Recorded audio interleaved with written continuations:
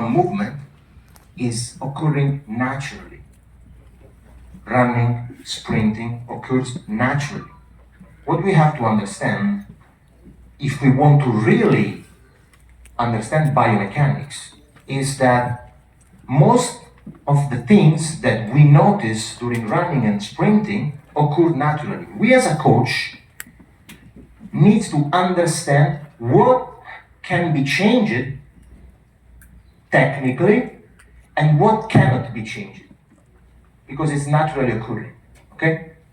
Think about your foot when you strike the ground. Okay?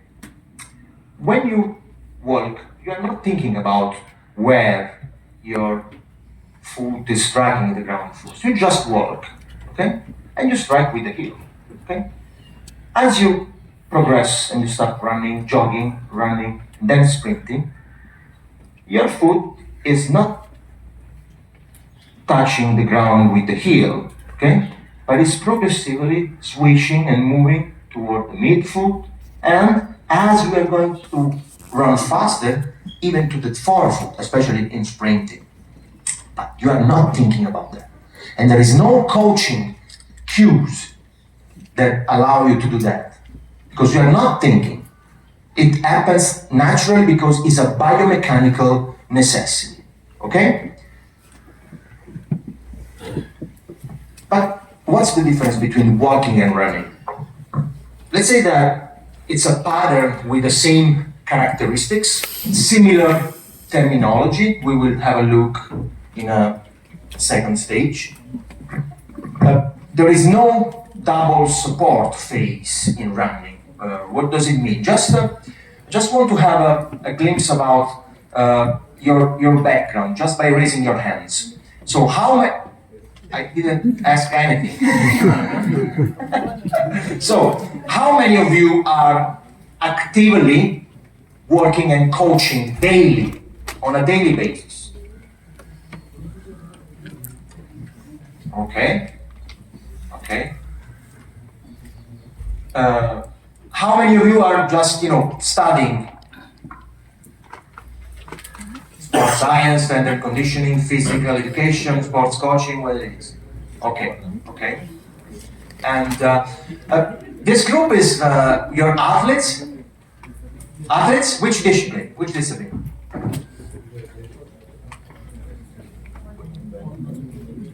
Running-based discipline? Okay.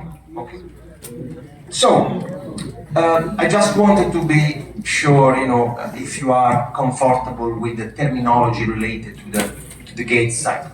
So, in running, there is no double support phase. So when we have both feet on the ground, while you are walking,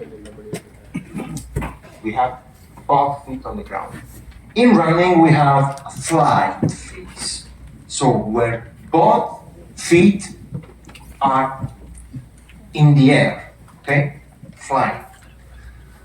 There is just some differences between walking and running in limb configurations. As we start, increasing our speed, the leg starts, the degrees of, flexion of the lower limb and the upper limb start, increasing. Because when we walk like that. But while running, we are flexing more from the leg and the arm. Okay? That's the basic differences. Let's start by understanding where walking and running starts. Every movement starts from an idea. Okay? When you have an idea, in which place, in which part of your body that idea starts? In your brain. Okay? So, we use a top-down approach to understand how movement happens, to describe human gait, because the top-down approach is based on cause and effect. So, the cause is your idea starting from the brain, and the effect is application of force and movement starts. So, the process starts as a nerve impulse in the brain, in the central nervous system, and ends with the generation of the GRF, so ground reaction forces.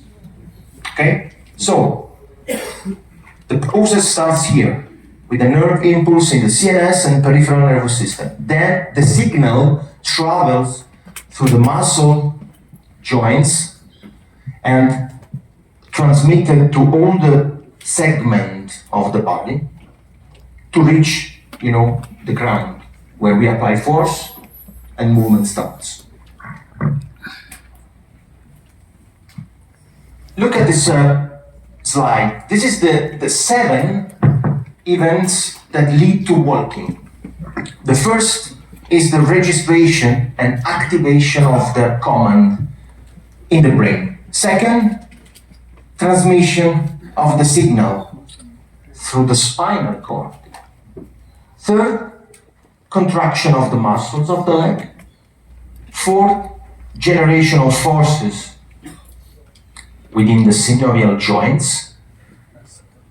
5, regulation of these forces. 6, the displacement. Displacement is the change in position, so the displacement of the body segment. And then 7, generation of ground reaction forces, when we push in the ground for moving.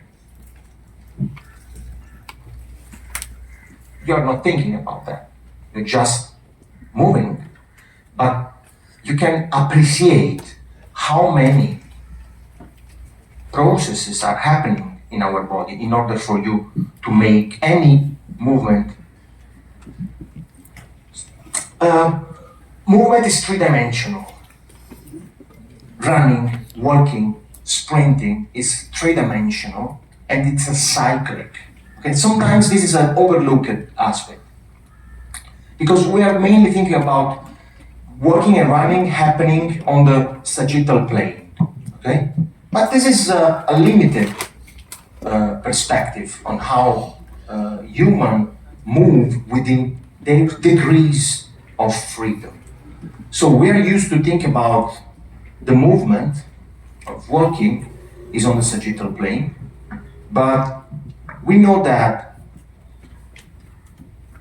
the frontal plane is also giving us a lot of information about how an individual is moving, especially if there are some pathologies at the level of hip joint, okay, that make them tilt downward on the side, and also on the transverse plane to check for any rotation. So this is the correct way to look at any movement from the side, from the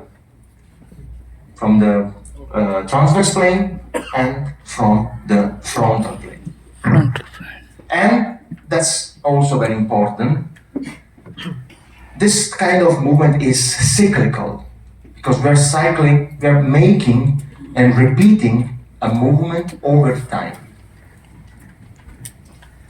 To better understand the periodicity of gait and why rhythm is extremely important, look at this picture. Okay, so think about this ball. Okay, look at this line pointing downward. Okay, and this is 0%. Okay, thinking about this ball with the line pointing downward, your movement, when you are standing still, so it's 0%. When you start moving, the ball is moving clockwise, and the direction of the line is going to changing. Okay, 20%. It's moving another 20%. Then it's moving another 20, another 10, and then reaching the original position, again pointing downward. It's